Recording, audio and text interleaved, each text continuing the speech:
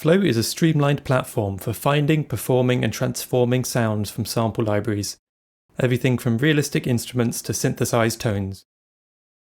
It's handcrafted, open source, and completely free. I'm Sam, the developer behind Floe, and in this video, I'll show you how to use it. Now, the first thing you'll probably want to do after installing Floe is to install your packages of choice. And in Floe, a package is just a zip file that contains sample libraries and presets. So to install a package, you go up here to open the Preferences panel, and then go to the Packages tab and click Install Package. And this will ask you to direct it to where the zip file is. And then once you do that, it will just automatically install all of the items, and you don't need to restart Floe. They'll be available instantly. And while I'm here, I'm just going to turn off tooltips so they don't get in the way.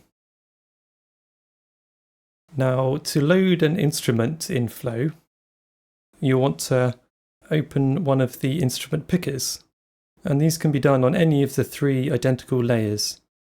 So let's just do it on this first layer. I'm going to click up here, and this opens the instrument picker.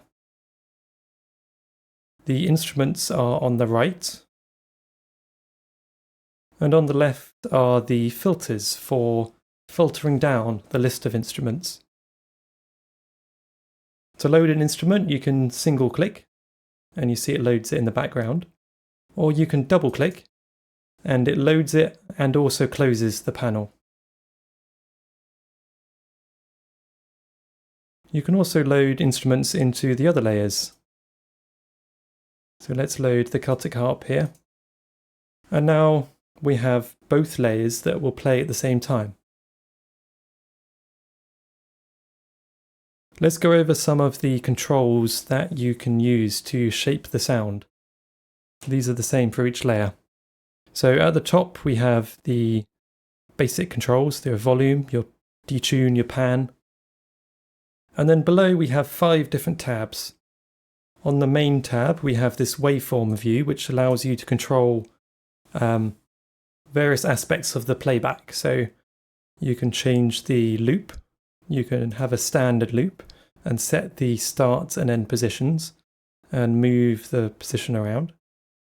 You can add a crossfade, and you can also have a ping pong loop, which means that when you get to the end of the loop, the sound reverses and it goes backwards and alternates.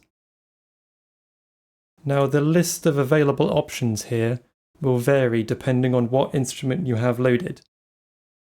So in this case, the dulcitone is a multi-sampled instrument.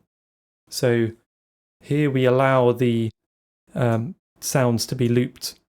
But if the instrument was something a bit more like a synthesizer waveform, having loop controls isn't really helpful. So the list of options here will vary. You can also reverse the sound, and you can change the start position of the sound. There's also a volume envelope where you can change the fade in, the decay and sustain, and the fade out. Next is the filter tab. And here you have various filter options, and also a filter envelope, which controls the cutoff. So the intensity of this control is determined by this dial here. So when it's positive, it will be moving the cutoff forwards, and negative will be moving it backwards. So if I was to set an envelope like this, when I start a note, the filter will begin fading in, and then as I release a note, it'll begin fading out. Next is the LFO, which allows you to modulate the volume, filter, pan, or pitch. There's also a 2-band EQ. And finally, we have the play panel, which has various controls for the performance of the instrument. So I'll go over each of these, and some of them need a little bit of an explanation. So the first one is transpose, and this is useful for multi-sampled instruments in particular. And you can see if it's a multi-sampled instrument by going back to the main tab here, and below the waveform it'll say multi-sample or single sample. So particularly for multi-sample, the transpose is useful for changing the pitch of the instrument. But rather than the pitch control up here, the transpose works by shifting the samples.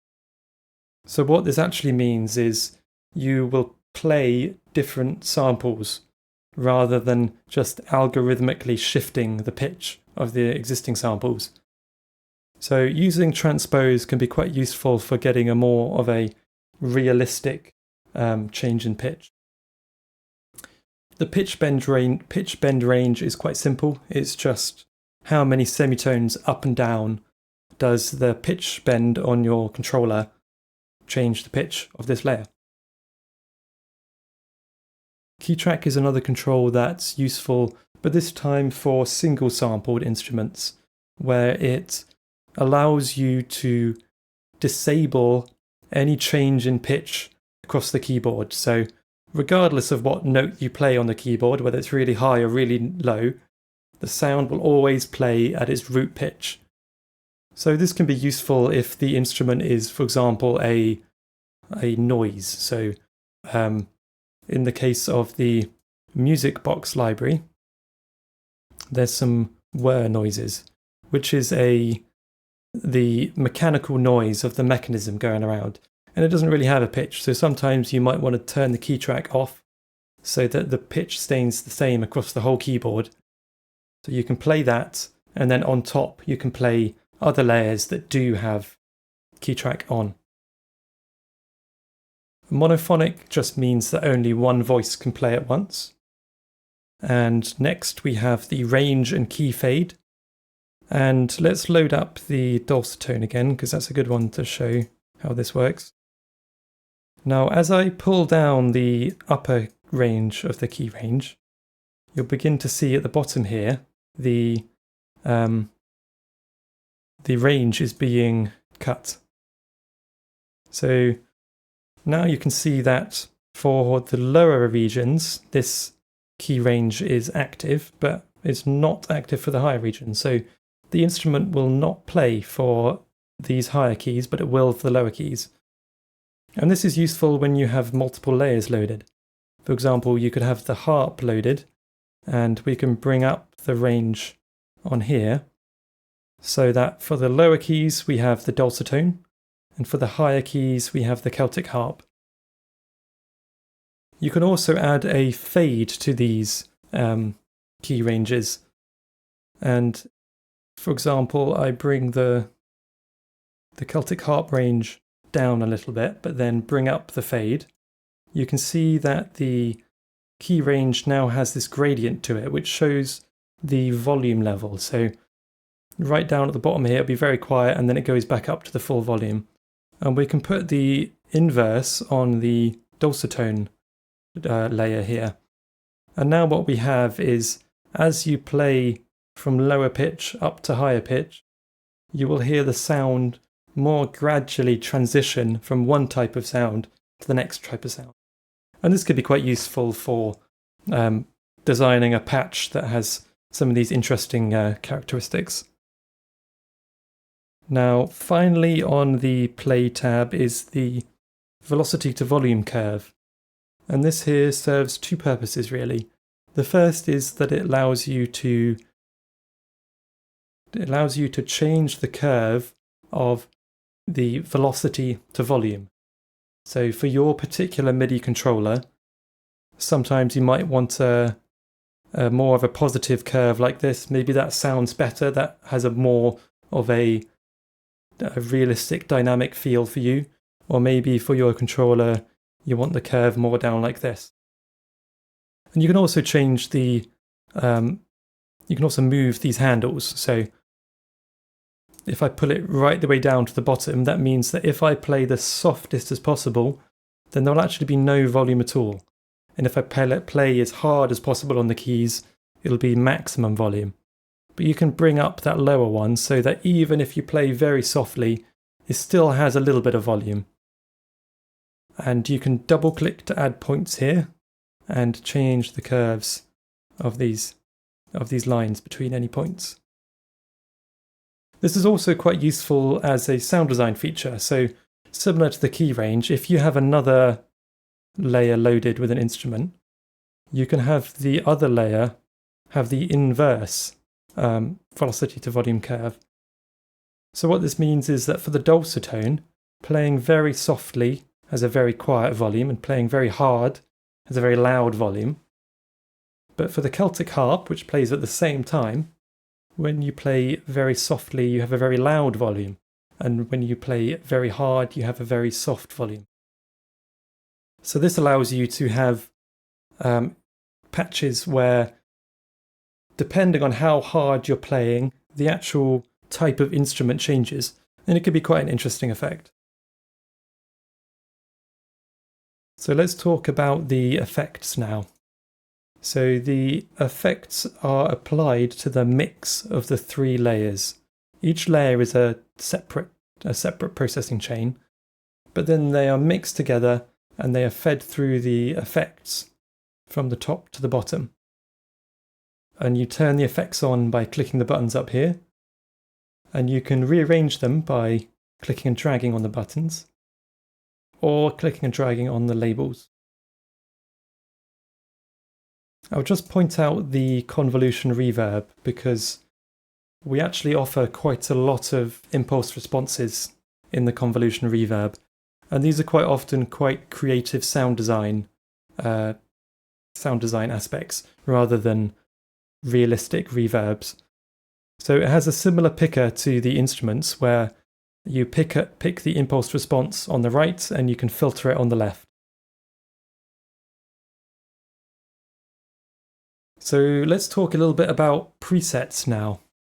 Now presets are opened by clicking up here on the top, and here again, the same pattern, presets on the right, filters on the left.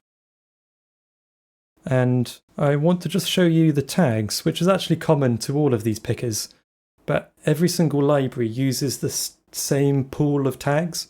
So what this essentially allows you to have is the ability to find the sound that you need for your production very easily.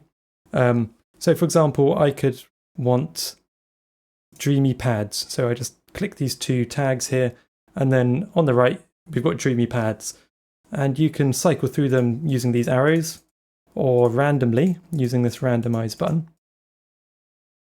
And this allows you to very easily find what you need. So lastly, I want to talk about the macros. So you can see that I have this preset loaded called Serene Music Box Pad 1.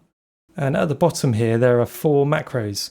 And for this preset, only 2 of them are used actually. You can see these are grayed out. And the designer of this preset has chosen which parameters these macros link to. So this one is called the high layer. So as I move this, you can actually see that this macro is controlling this layer here. So this must be some sort of higher pitch layer that you can either add or remove. And we also have an option for chorus, which seems to be controlling the wet and the dry a little bit here. And these allow you to, while you're loading a preset, so let's try another one here, let's try this one. It allows you to load a preset and then have a very convenient way to tweak the sound to your liking. So let's try one more. This one here has one called Celli and Stereo. And if you're a preset designer, then you can create these macros by going to the Macros tab here. And then you can see that each macro has a link to a certain parameter and a certain intensity of that link. So this first macro has a link to this layer 3 volume. That's quite strong. So as I move that, it moves it almost all the way around.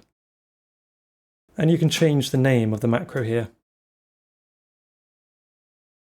So I think that pretty much covers most of Floe's features.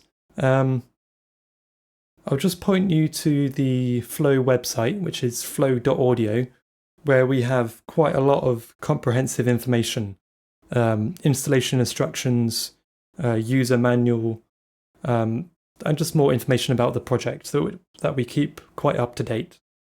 So thank you very much for watching, and I will see you soon.